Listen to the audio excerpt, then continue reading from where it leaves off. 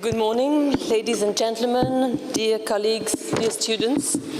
So it's a great honor and pleasure to welcome to the University of Liège Nancy Fraser and Caryl Phillips, two committed intellectuals whose broad-ranging work can help us take a fresh look at the society we live in, and who can crucially contribute, each in their respective ways, to imagining a different world, which is, as you know, the theme presiding over the new academic year. Nancy Fraser is a philosopher who's been teaching political and social sciences as well as philosophy at the New School for Social Research in New York since 1995. After earning her doctorate in philosophy from the City University of New York, she taught in several American universities, including the Universities of Georgia and Stanford and Northwestern University. While she has mostly pursued her academic career in the United States, Nancy Fraser has, from early on, been in dialogue with French and European scholars who, like her, interrogate the notion of justice. And her name has, for this reason, frequently been associated with French studies. Often described as feminist and post-structuralist, her committed and original vision of society has focused on a wide range of issues such as egalitarianism and identity politics, to name but a few, and also on the need to consider the interaction between cultural and economic subordination, between recognition and redistribution, notions which are often kept apart in cultural studies. Over the years, Nancy Fraser has constantly sought to rehearse and critically analyze these questions to produce an impressive and ever-growing, evolving body of writings that steers clear of simplifications. Worth mentioning from her extensive bibliography are two books, Scales of Justice, Reimagining Political Space in a Globalizing World, published in 2009, and Fortunes of Feminism, From State-Managed Capitalism to Neoliberal Crisis, 2013, as well as an edited collection entitled Transnationalizing the Public Sphere, which was published in 2014. Caryl Phillips is a novelist, essayist, playwright, and scriptwriter. Since his graduation in English literature from Oxford University, he has taught in various universities around the world and in the United States. For several years, he was professor of English at Amherst College in Massachusetts, then at Barnard College of Columbia University in New York, and since 2005, he's been teaching at Yale University. In his fiction and non-fiction, Caryl Phillips has relentlessly addressed how historical events relating to so-called modernity, such as the slave trade, colonization, the Holocaust, and migration, have fashioned individual identities, shaped societies, and affected human relationships, not only in Europe, but also in Africa and the Americas. His writing, which is both formally and thematically innovative, stands out for giving a voice to individuals who, on account of their class, race, or gender, have been ignored by traditional historiography and are therefore not deemed representative of the nation. However, his world vision does not consist in a mere reversal of points of view, but rather in a compassionate examination of all the complexities and ironies that shape the lives of modern men, far away from any essentialist impulse. Three titles are worth mentioning in the context of this debate: his collections of essays, A New World Order, 2001, and Column English, 2011. As well as his most recent novel, The Lost Child, which came out earlier this year. So as these short profiles testify, the works of our two guest speakers today display quite a few areas of convergence. Convergence in the sense that both show profound interest in the complex modes of subordination and exclusion that still characterize our globalized societies, but also in the sense that both are animated by a common desire to give all individuals the right to be heard and to fully participate in civic life. But they do so from different vantage points. Critical theory for Nancy Fraser, literature for Caryl Phillips, which implies different methodologies, different approaches. By bringing Nancy Fraser and Caryl Phillips together in this debate, we not only hope to better understand the process whereby the humanities can help us rethink the world we live in, but also we wish to overcome the borders that in the academic field too, particularly the humanities, still keep like-minded scholars separate from each other in their respective disciplines. So please welcome Nancy Fraser and Caryl Phillips and join me in thanking them for being here today. Thank you.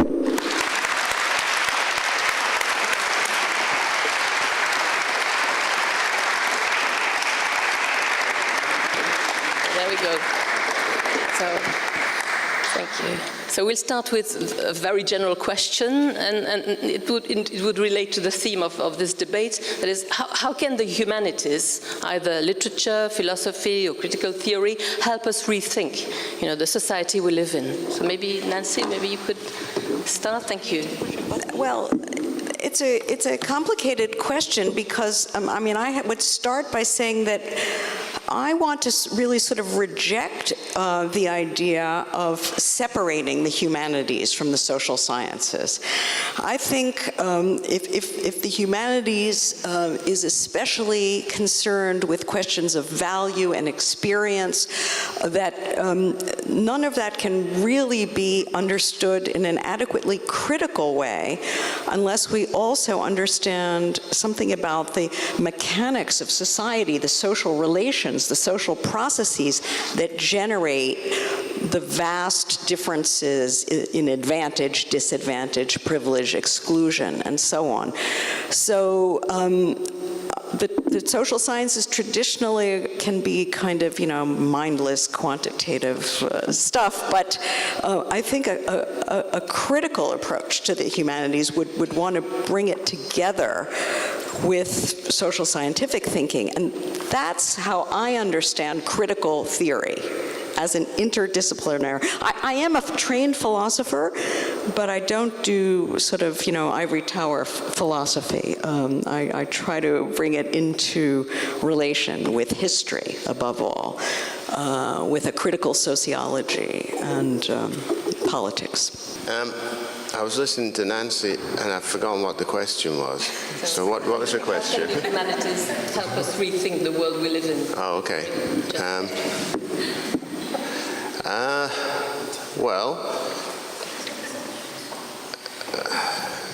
The humanities, the only area of the humanities I understand is literature. And the job of literature seems to me to be very deceptively straightforward. In 1950, the American writer William Faulkner, I think, put it better than I think anybody's ever put it. He said, the job of being a writer is to explore the problems of the human heart in conflict with itself.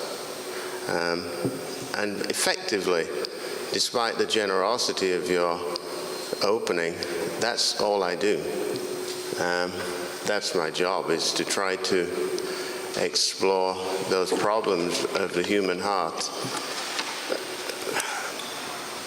in conflict. And what are those conflicts? They are love, betrayal, deception, distrust, failure, and that helps us, that avenue, if you like, that small area of the humanities literature helps us to understand who we are. That helps us to understand who we are on a daily basis as individuals. It helps us to understand who we are in our interaction with people in the workplace, with people in our families, with our children, with our parents. So I believe passionately in the ability of the humanities to reintroduce ourselves to the world on a daily basis, if we read. If we don't read, we're in big trouble. I would like to take the discussion on the social field with you, Nancy Fraser. You used to write that it is not easy from a transnational point of view to find a new utopia, a new social project, after the falling of the communism. So I was wondering if you think that we can find some kind of hopes in the new social movement to give some new utopia, some new good reason to fight and to work to a better world.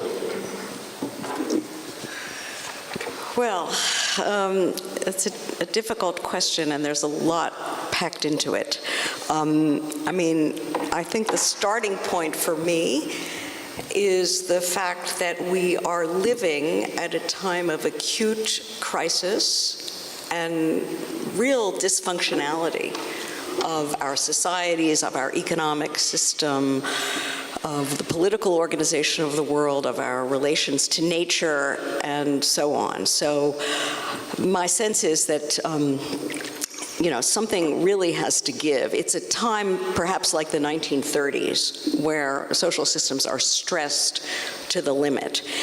And I think that in general, our political elites and leaders and so on really don't have a clue, are kind of, doing business as usual, politics as usual, in ways that don't seem to point toward any resolutions or solutions. And typically in times like this, yes, one does look to grassroots movements, to people who are often young people who are willing to think out of the box, who don't have a big investment in existing power structures and so on. And that is where I look for transformative visions and energies. But having said that, I think that the landscape that we see today is quite confusing. There are indeed many social struggles and social movements, each of which is sort of dedicated to its own corner of the larger tapestry, its own set of problems. And what we're so far lacking is any overarching vision, any sense of a sort of larger scale social order in which we could fit struggles against racism, against sexism and homophobia, against poverty, against the degradation of nature, and so on and so forth. I think we don't have today a positive alternative vision of a good society. And that is different from the 1930s, because rightly or wrongly, people then did believe that they had a vision of an alternative. For a whole set of complicated reasons, that was, it didn't work out as hoped for. But we're a little bit flying blind, I think, and maybe one job for people in the humanities, social sciences, critical thinkers and writers is, whether through literature or other kinds of writing, scholarly writing, is to really try to develop a more some utopian imaginings. I think we're getting very good at critique, and we're not so good at imagining alternatives.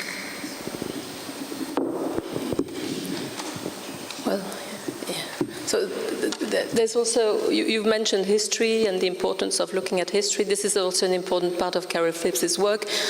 You've often set side by side in your work, Kaz, the history of slavery, for example, and 20th century or 21st century British society.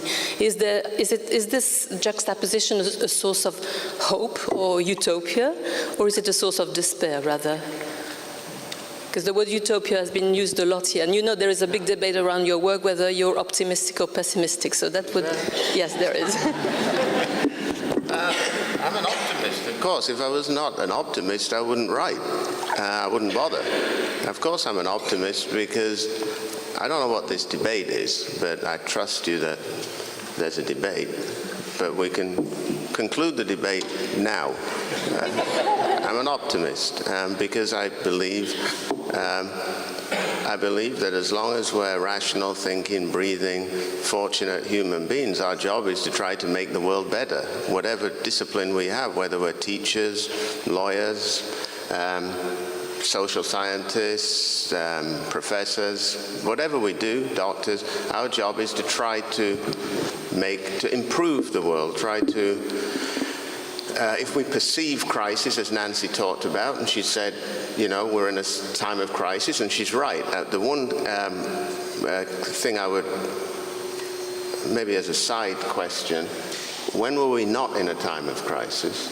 Because it seems to me we're always in a time of crisis.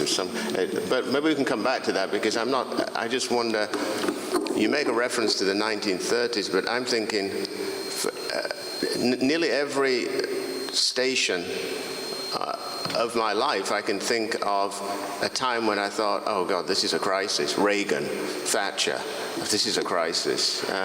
So when were we not in crisis is something we could maybe come back to. But of course, one is an optimist because, you know, with a small p, writing is political. Politics means you want to change things. You don't want people to finish a book that you've written, whether it's a fiction book or a non-fiction book or a critical book. You do not want people to finish a book and think the same as they did when they turned to page 1.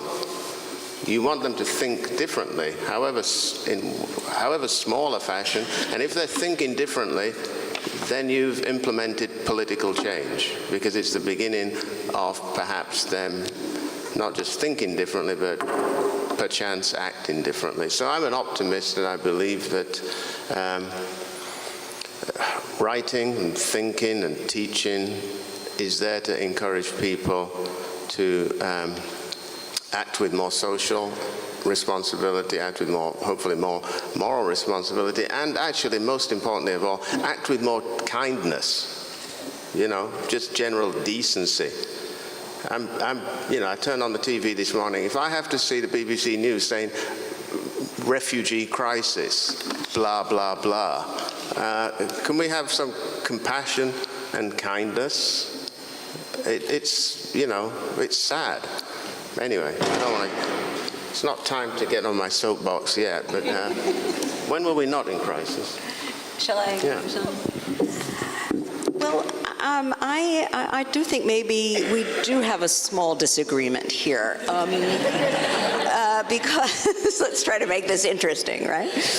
I mean, I would distinguish between the experience of being angry or unhappy at how things are going, at Reagan, Thatcher, whoever it is for you, and the sort of sense of a social system that it's undermining its own conditions of possibility. And we have, you can sort of distinguish between long, slow, simmering processes of sort of dysfunctionality and destruction, and in the Marxist tradition, those would be called crisis tendencies. But on the other hand, there are the acute moments where these things come to a head. And I do want to claim that today we're in not just the ordinary simmering dysfunctionality, but a crisis moment. And what's important about today is that there's a convergence of different dimensions of this. I mean, we had the 2007-2008 financial crisis. The causes of that have not changed one iota. That's a ticking time bomb ready to go off again, as well as all the, horrendous sort of unemployment, poverty, all the fallout in everyday life, the austerity and the suffering that brings. But overlaid with that, we have a very serious ecological crisis. That is acute. Even if many of us are situated in relatively protected spaces of the globe, there are lots of other people who are exposed on the front lines, and more of us will be on the front lines in the future. We have very serious political crises. Your refugee crisis, which is a humanitarian crisis, is also a crisis of the European Union, of the whole global political system, which really does not, is based on the idea of bounded territories and borders, which is a way of thinking about politics that's completely out of sync with the actual flows of people and the war-making the aggressive war-making, and of course here as an American I am especially wrapped up in the culpability for this, that destabilizes these situations in the first place. To me this is all acute, and it's not just gnashing my teeth in front of the TV when I used to see Richard Nixon or whoever it was for me. I think it's qualitatively different. Yeah, unfortunately, I don't think we disagree. Okay. But the analogy with the 1930s has me a little bit worried. Do you think you're talking about the 1930s on both sides of the Atlantic, the kind of economic depression in the United States, plus on this side of the Atlantic? Fascism. Yeah, that's Fascism, what I. Yeah. New Deal. Absolutely. Right. Okay. Then we don't disagree, because I do think that crises don't necessarily bring out the best in people. Au contraire. And I actually didn't answer Bénédicte's question properly, but in reference to what you just said, one of the reasons that I sometimes juxtapose the past with the present in whatever narratives I'm constructing is that it seems to me one of the great, I won't say the greatest problem, but one of the great problems on both sides of the Atlantic is a spectacular failure of memory, collective memory, social memory.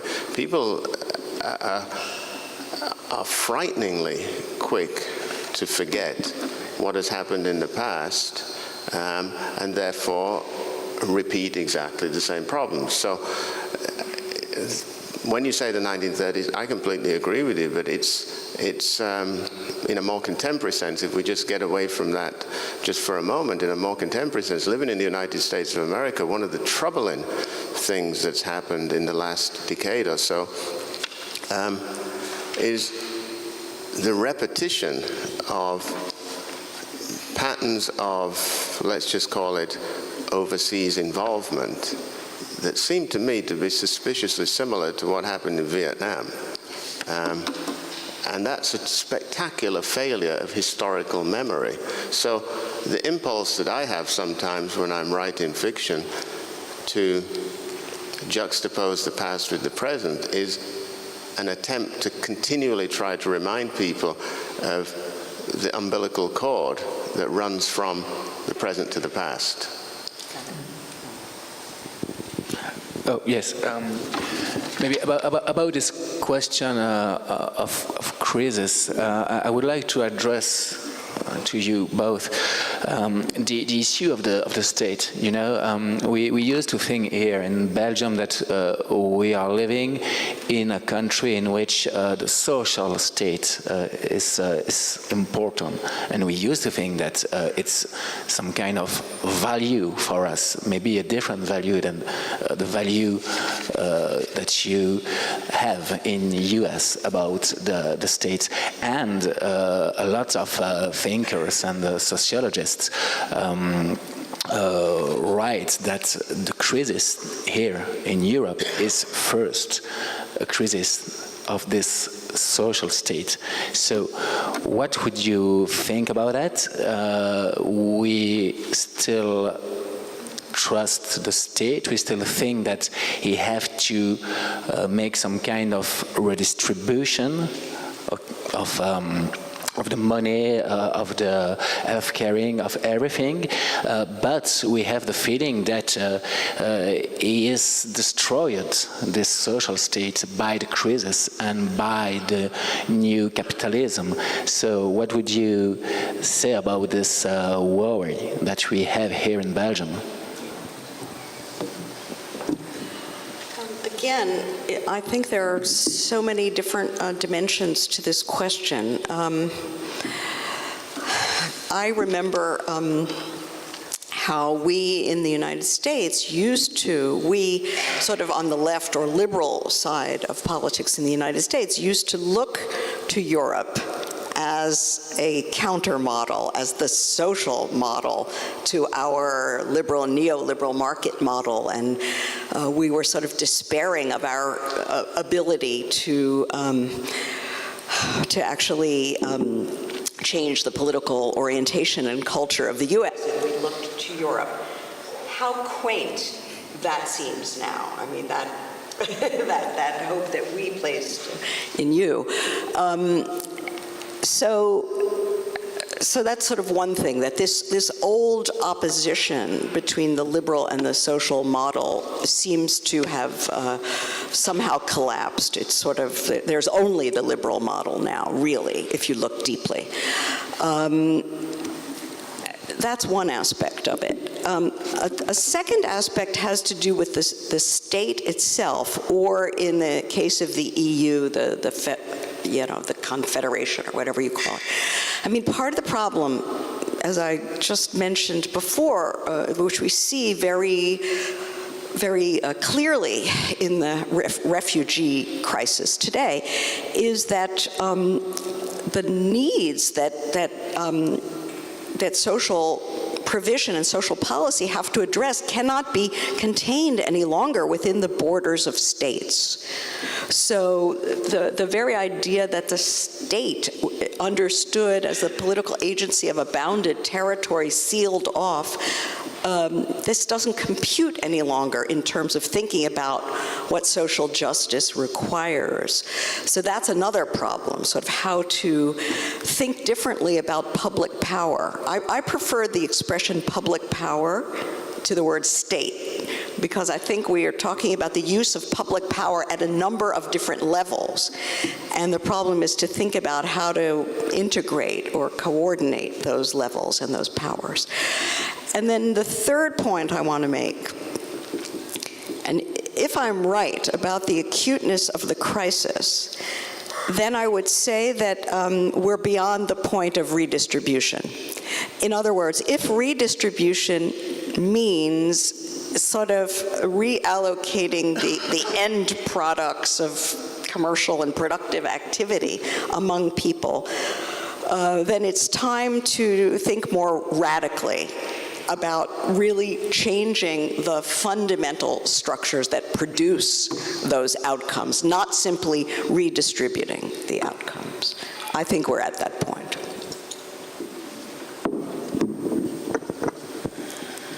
Caryl, is there something you'd like to add to this? Well, for example, in your novel, A Distant Shore, you've given a voice to a refugee and you address similar issues. What's your take on I'm just listening to what Nancy was saying about the responsibility for these issues not falling on the individual state. I think that's absolutely right. But as she was talking, I was thinking of two things, to be perfectly honest. The first thing I was thinking of is that it's 30 years since I wrote a book called A European Tribe. And I don't want to sound like an old geezer, but I wouldn't change a word. Nothing has changed. And I do think it's actually got worse. The rise of the right in nearly every so-called nation state in Europe is a terrifying prospect. I mean, it seems to me that people do have their heads buried in the sand about this, and that's why I think the 1930s is actually a terrific analogy. I don't think people are seeing clearly exactly what's going on. And I can't talk specifically about Belgium because I'm obviously not knowledgeable enough about Belgium, but I am knowledgeable enough about Britain, and I'm staggered by who's in charge of Britain at the moment. It represents to me a spectacular reversal. I didn't think we could get more inept and duplicitous than Tony Blair, but they've managed it in a big way. Just wait till we have Donald Trump, then you'll... Well, yeah. Well, I was going to move on to the deep concern I have about the election next year in the United States. But that's the first thing I was thinking of. The second thing I was also thinking of was if we don't have responsibility for these issues in the nation state, and if I'm hearing you correctly, Nancy, if the EU is also failing in this respect to address these issues, how do we deal with these problems? I mean, that's not a question. That's not something you're going to deal with in the next 5 minutes. But I do think it's an important point, because the growth of the EU, the expansion of the EU, in the wake of the fall of the Berlin Wall, was supposed to resolve certain issues. Was supposed to introduce a collective responsibility, which broke down the tyranny is too strong a word to use, but the suspicions that we all have about the nation state. But I do think you're correct that the response to this particular issue that we're talking about, the migration issue or the refugee issue, however you wish to frame it, I do think the response that's come from the European Union is lamentable.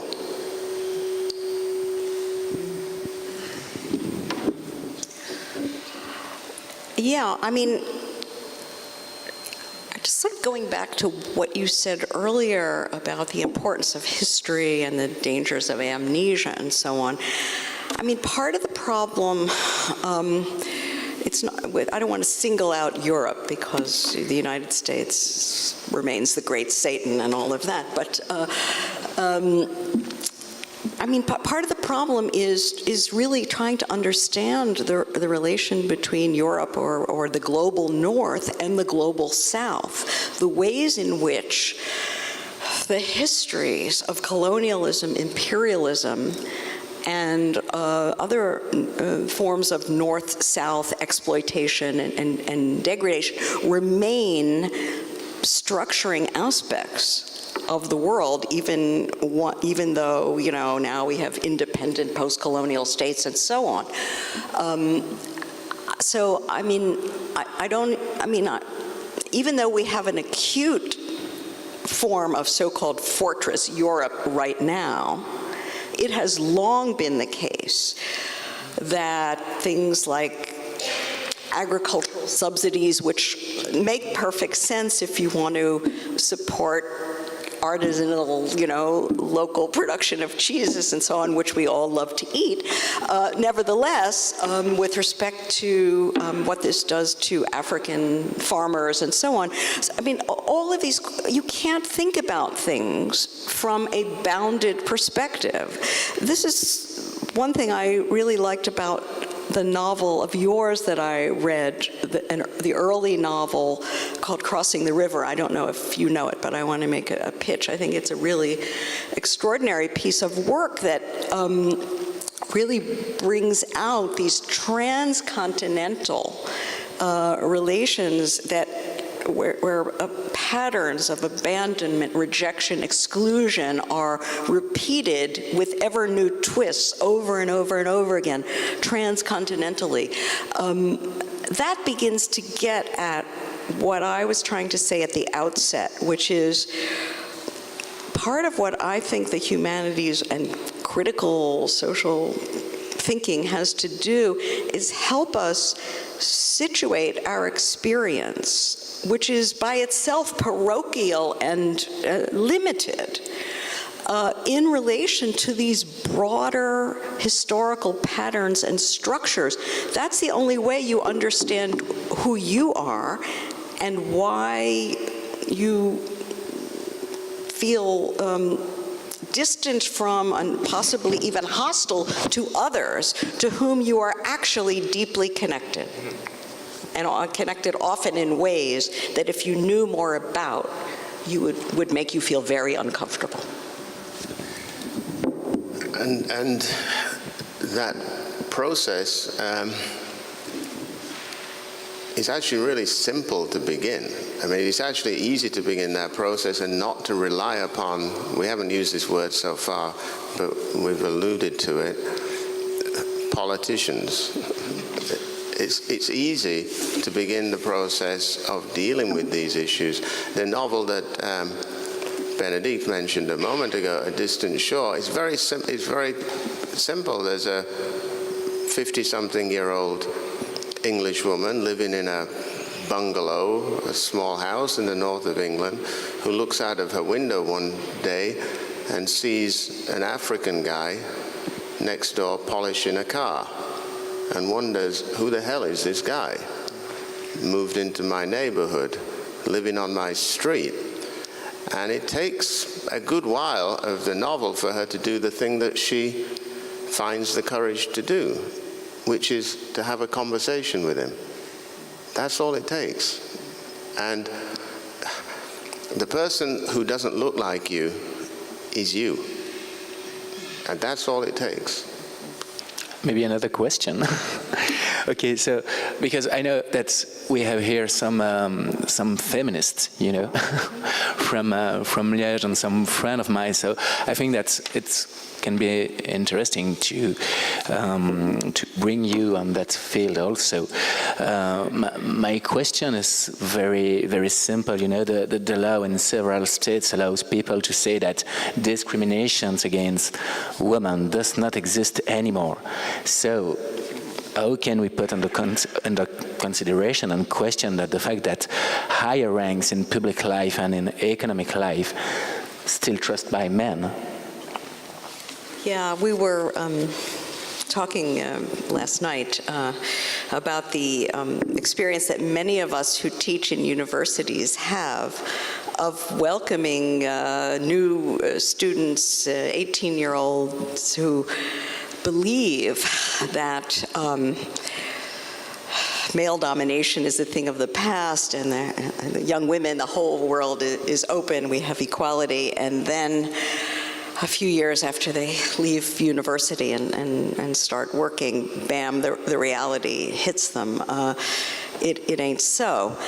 The problem is that the dominant currents of feminism today are, I think, very problematic. They are focused on helping a rather small stratum of highly educated, privileged women climb the corporate ladder.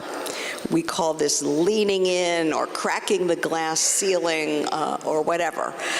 And I would submit that the ability of this very small privileged group of women to have these sort of male-like careers, working 60 hours a week to become a partner in a law firm, or 80 hours a week here and there. Their ability to succeed in that it depends upon their transferring their domestic and care and household responsibilities, which men are really not sharing in fully, although maybe there's some improvement here and there, transferring all that work to much poorer, often racialized immigrant women, domestic workers, care workers, et cetera.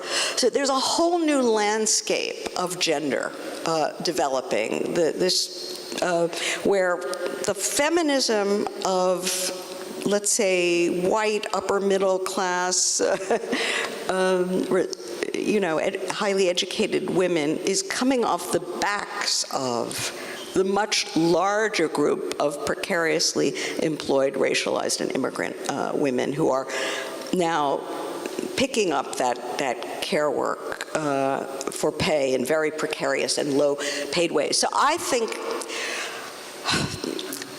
gender dominance and subordination remains a deep, pervasive structure of our societies, but that we have to think about feminism differently if it is going to be a movement that gets at the deep sources and that benefits all women. Can I say something about that? I think, well, you live in New York, so you see it every day, the flotilla of nannies and childcare people who are largely black or Hispanic. So, I mean, unless you're walking around the city with your eyes closed, what you've just said is very transparent. But a lot of people do walk around the city with their eyes closed, you know. So, but what you were saying reminded me of the sort of other staff of identity, or one of the other staffs of identity in any society, gender, obviously, but race. There's a equally pernicious myth that because there's a black president in the United States of America, it's all okay now. That there is no ceiling, that it's a level playing ground. But the same problems, as we know, continue to befuddle and undermine the United States of America around race too. But there are people on various news channels who will try to convince you that, in the same way as they try to convince you that it's a level playing field for women now, that it's all been solved. And the phrase they use, of course, is a post-racial society. Post-racial, my ass, you know. It is not post-racial, but it is also not the case for women that it's a level playing field. The most pleasurable teaching experience I had in the 25 years or so I've been teaching in the United States was the 7 years I taught at Barnard College, which is the Women's College of Columbia, where for 7 years I only taught women. And it was a terrific eye-opener to see the degree to which a lot of the women had been institutionalized into adopting a kind of colonial position towards Columbia across the street. And it wasn't just the students, it was the administration too.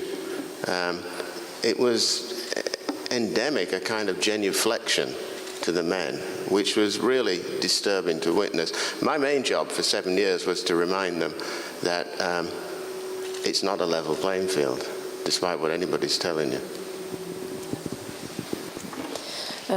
So you've insisted on the commonalities in the humanities fields, but I'll ask a question going against the grain a little bit. That is, you have different types of discourses, and a provocative question might be, what can critical theory do that literature can't, and what can literature do that critical theory can't? Any answer to that? No idea. I don't understand critical theory, so I can't really answer that question, because it's not that I disrespect critical. I don't disrespect or feel negative to critical theory any more than I do towards, you know, medicine or the law. It's just that I don't have anything to do with it. I don't have the vocabulary, and it's not my job. My job is to put things together, and writers generally work quite intuitively, fumbling around in the dark, and don't have, despite what they tell you, they don't have very good analytical skills, because a lot of it is just intuitive. So critical theory and philosophical thinking has always been, I don't regard it as less or more than literature. It's just a different way of thinking, and it's a way of thinking which has enabled generations and generations of students to engage with literature, so in that sense it's valuable. But for me as a practitioner, I don't really utilize that vocabulary. Nancy, anything about literature? Yeah. Well, I don't know. I mean, it's obvious just from, I mean, I'm a passionate reader of literature, which, I mean, it's one of my favorite things in the world, is to read novels and so on. There's a part of me, I mean, at one level, it's obvious that these are very different genres of writing. Absolutely. Imagination plays a more central, or at least more obvious, role in literature. And analytic thinking, a more obvious role in critical theory or philosophy. But there's a part of me that wants to, I don't know, would want to scramble that a little and say that you can't actually do good philosophical work without imagination, intuition, et cetera, and a feel for the telling example, the little detail that somehow makes it all visible. And when I read works like yours, I see an enormous amount of, I mean, the process of creation, of course, is completely, you know, hit or miss and crazy. But I see tremendous amount of sort of thinking and analytic, I don't know, understanding in the background of your writing and of that of most of the novelists I admire. There is an analysis, but I think the analysis comes after the imagination. So I don't disagree with you. I think there is analysis. I want to be clear that it comes after the imaginative thinking. But actually, what you said about the use of imaginative thinking in critical writing and in philosophical writing, I think is incredibly important. I think it's important that there's imagination in my doctor. I want my doctor to read books. I think lawyers should read books. The people who should really read books are politicians, but most of them are, we won't go into that. But anyway, so I do think that every field should have people who read and exercise their imagination. I think, I don't think it's as black and white as that or that. So you're right, it should be mixed up a little bit. But partly because of the academy, and I think partly because I sort of dwell as a kind of, what's the right way of putting this, as a squatter within the academy, hiding out in my office in the English department. I'm very aware of a lot of noises coming from the other offices, particularly when the doors are open and they're doing tutorials, where I want to pop my head around the door and say, it's simpler than that, you know, it really is simpler than that. So that's why I kind of cultivate this way of always trying to stress the imagination comes first and the analysis comes second. But I completely agree with you that any good way of thinking about the world, any good way of being in the world is going to be enhanced by being in touch with one's imagination. I mean, the imagination, the reason I think politicians should read books is because the principal gift that literature gives to us is empathy with other human beings. Empathy and an understanding of the vulnerability and weaknesses of other human beings. And I think it would be... Could you imagine George Bush reading a novel? I mean, really.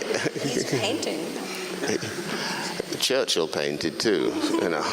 And got the Nobel Prize. I had one more thought on this, and it has to do with sort of, I'm thinking about a film analogy. The close-up and the sort of panning, the stepping back and the big pan shot. So some of, I mean, we usually think about literature as going in for the close-up, and so you get, you spoke about the complications and self-divisions within the heart and so on and so forth. And so here we're sort of in a very micro way, right? Looking at subtle textures in detail of feeling currents and relations and so on. And then the other idea of sort of the stepping back and the panning out is somehow to in other words, there are two ways of not knowing. One is by not looking closely, and the other is by not having the big picture, by being solipsistic. And I guess the cliche would be that literature is usually the antidote to not knowing because you're not looking closely, whereas critical theory is the antidote to not being solipsistic and not having the big picture. But probably the best literature is doing both, and I don't know, hopefully I'm not sure what to say about critical theory, but certainly the sense of being situated, maybe that's why it's important for me to insist on crisis. I mean, I think that critical theory is always done from a situation in which we are in. It's not just sort of some disinterested contemplative thing. It's so a sense of the situation and what responds to it, even if you're really stepping back and doing something that seems abstract, it's all coming from the passion to understand and intervene in the situation. Thank you. Thanks to you to have been here.